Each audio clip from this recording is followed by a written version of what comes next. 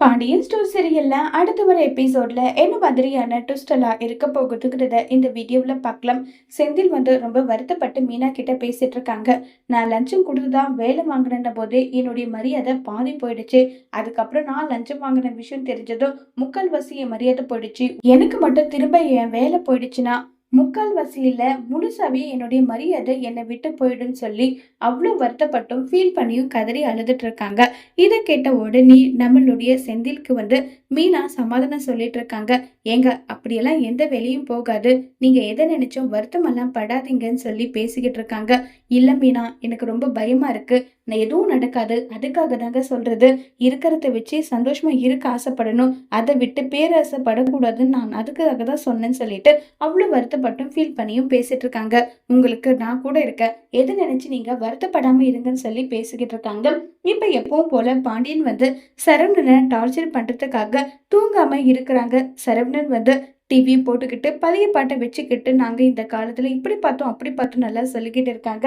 இதை தூரத்துல இருந்து பார்த்துட்டு கோமதி, ஐயோ என்னடா திரும்பவும் இவர் ஆரம்பிச்சுட்டாரா, நம்ம இந்த பக்கத்துல இருந்து இப்படி போயிடணும்னு சொல்லிட்டு எல்லாம் முடிவு பண்ணிட்டு அந்த பக்கமா தப்பிச்சு போறதுக்கெல்லாம் பார்த்துக்கிட்டு இருக்காங்க. கோமதியும் அந்த பக்கம் தப்பிச்சு போயிடுறாங்க. இப்ப அடுத்ததா நம்ம ராஜி கதிரை காட்டுறாங்க.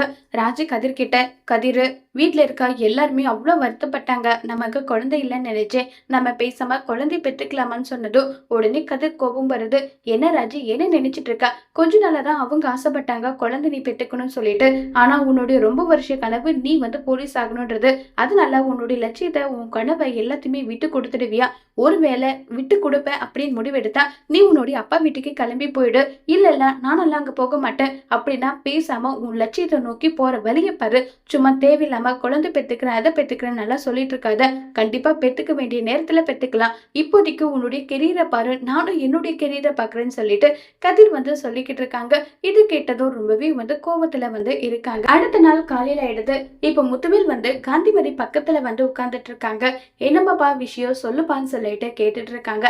அது ஒண்ணும் இல்ல, என்ன விஷயம் சொல்லுப்பான்னு சொல்லி கேக்குறாங்க. இல்லம்மா, இன்னைக்கு இருக்கிறவங்க நாளைக்கு இருக்கிறது கிடையாது, வீட்லயும் அப்பப்ப தேவையில்லாம சொத்துக்காக பிரச்சனை வருது, அதனால வக்கீல வர வச்சு யார் யாருக்கு என்னென்ன பங்கு என்னென்ன பண்ணணுமோ அதெல்லாம் முறை பண்ணி பண்ணிடலான்னு முடிவு எடுத்திருக்கேன்னு சொல்றாங்க. ஏப்பா முத்து, அதுக்கெல்லாம் ஒண்ணும் ஆகாது, நீ 100 வருஷம் நல்லா இருப்பே பண்றாங்க.